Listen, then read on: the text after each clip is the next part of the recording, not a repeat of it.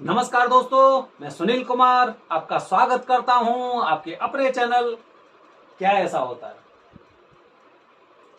दोस्तों, आज की वीडियो बेहद खास है और वो बेहद खास वीडियो किन लोगों के लिए? ये उन लोगों के लिए जिन पर काल सर्प दोष की समस्या है।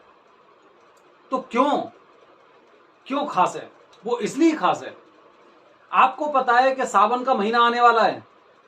सावन का महीना, और सावन के महीने में जब काल सर्प दोष की पूजा कराई जाती है तो एकदम 100% उसका फल मिलता है। 100%। क्यों खास है?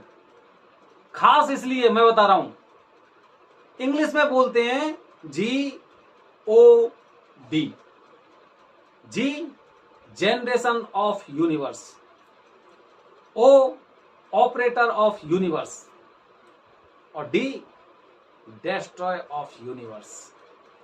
जनरेशन ऑफ यूनिवर्स की अगर हम बात करते हैं, इससे पहले एक बात बता रहा हूं, हमारे सनातन धर्म में ब्रह्मा विष्णु महेश, यही बताते हैं ना, ब्रह्मा विष्णु महेश। यही हमने GOD कर दिया, GOD, generation of universe, Brahma ji. आप पुराण पढ़िए, पुराण में आपको पता चलेगा कि सृष्टि की उत्पत्ति किसने की? ब्रह्मा जी ने की।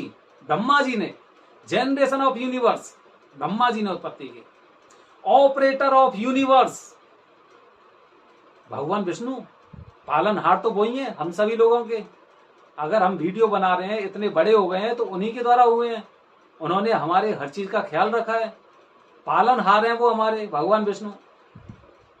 और अंत में डेस्ट्रॉय ऑफ यूनिवर्स, जिन्हें महेश भी बोलते हैं, काफी उन्हें शंकर भी बोलते हैं, काफी उन्हें शिव भी बोलते हैं। ये एक बहुत बड़ा विषय हो जाएगा, शिव शंकर महेश।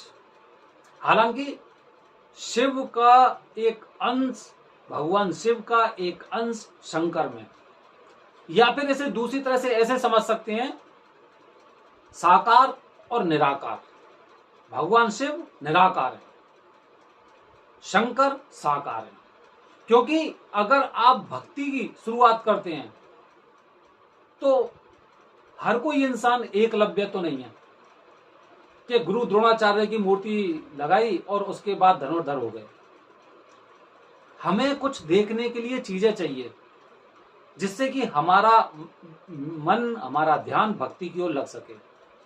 इसीलिए शंकर जी की मूर्ति या तस्वीर वगैरह आपने तरह तरह से फोटो देखी होंगी।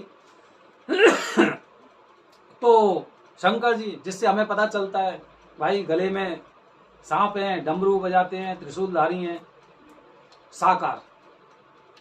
तो दोस्तों ने बताया चर और अचर। सृष्टि में जितनी भी चीजें अब हमको दिखाई दे रही हैं या फिर हमारी जो सोच वहां तक पहुंच सकती है, उन सब चीजों को विध्वंस या नष्ट करने की क्षमता भगवान शिव में है। भगवान शिव के साकार रूप भगवान शंकर में भी है। तो जब हमारी कुंडली में कुछ ऐसे दोष होते हैं जिसकी वजह से हमें तरह तरह की परेशानी हमें भुगतनी पड़ती हैं, जिनमें से काल सर्प दोष, पितृ दोष, ये ऐसे होते हैं, ये छोटे मोटे दोष नहीं है, ये बहुत खतरनाक दोष होते हैं, बहुत खतरनाक दोष होते हैं। उनमें से किसी का आंशिक प्रभाव होता है, किसी का पूर्ण प्रभाव होता है। तो जिनके ऊपर पंडित जी बताते हैं कि भाई आपके ऊपर तो कालसर्प दोष का साया है, आपकी कुंडली में कालसर्प दोष है, तो सब आप पूरे हिंदुस्तान में जाइए, कहीं पे जाइए, सब लोग यही बताएंगे कि आप नासिक में पूजा करवाइए। नासिक में जो त्र्यंबकेश्वर ज्योतिर्लिंग है वहां पर पूजा कराइए। और जब सावन का महीना हो, आपको पता है, आप जानते होंगे, और अगर नहीं जानते तो मैं आपको बता रहा हूं, भगवान शिव का सबसे प्रिय महीना सावन का महीना होता है, सबसे प्रिय महीना। और इस पूरी सृष्टि में अगर किसी पर भी कोई ऐसी इस प्रकार का दोष, कोई बाधा, कुछ भी ऐसी चीज हो जिससे आप परेशान हैं, तो ये मान लो कि वहां पे ना केवल फिर भगवान भोलेनाथ को ही याद करते हैं सब लोग।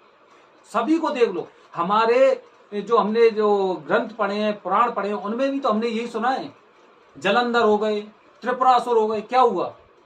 जब कोई भी देवी देवता इनका संहार नहीं कर पाए तो भगवान शिव ने किया।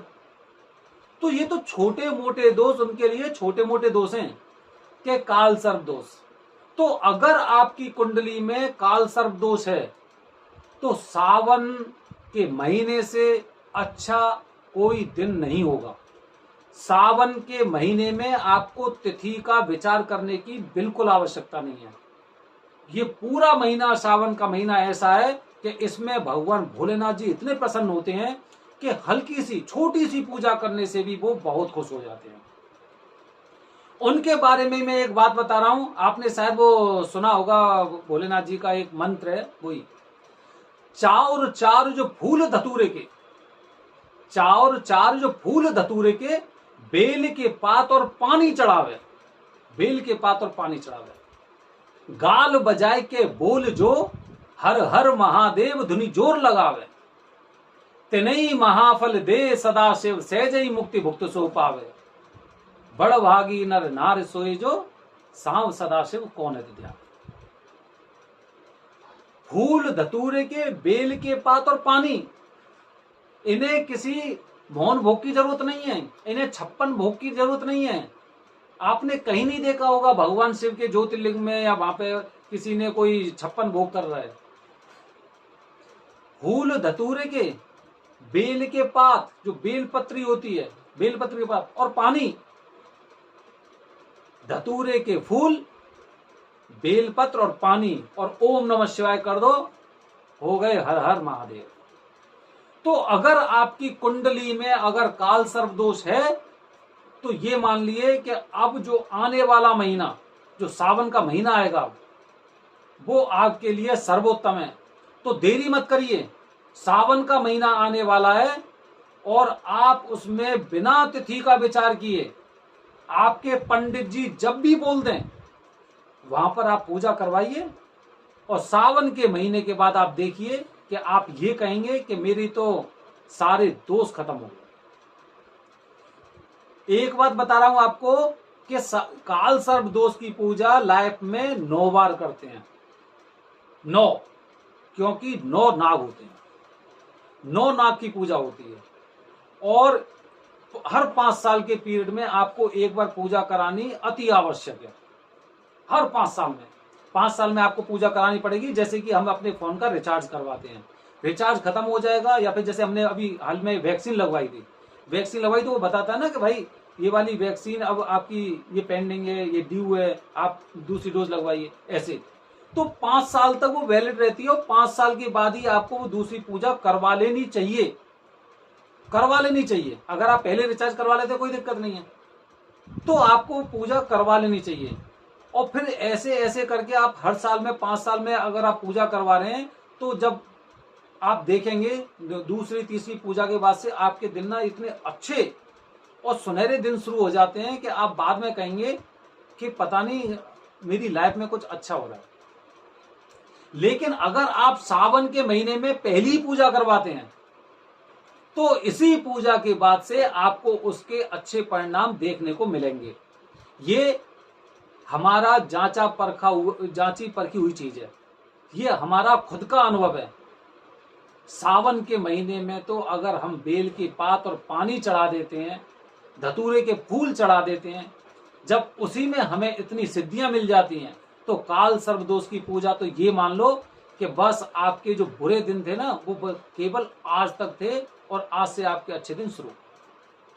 तो दोस्तों, अगर आपकी कुंडली में काल सर्प दोष है तो सावन के महीने से ज्यादा उपयुक्त कोई महीना नहीं है। इसीलिए आप अभी से प्लान करिए अगर आपको काल सर्प दोष की पूजा करवानी है तो। दोस्तों, अगर मेरी वीडियो से आपको कुछ जानकारी, कुछ अच्छी बात मिली है तो मेरे चैनल को सब्सक्राइब अवश्य करें, अपने फ्रेंड के पास भेजें। हो सकता है कि उन्हें अच्छी जानकारी मिल जाए और आने वाले महीने में ही वो अपनी काल सर्प दोष की पूजा करवा लें और उनके दोष भी खत्म हो जाएं और वो भी उन्नति के रास्ते पर आगे बढ़ें। धन्यवाद दोस्तों, जय हिंद, जय भारत।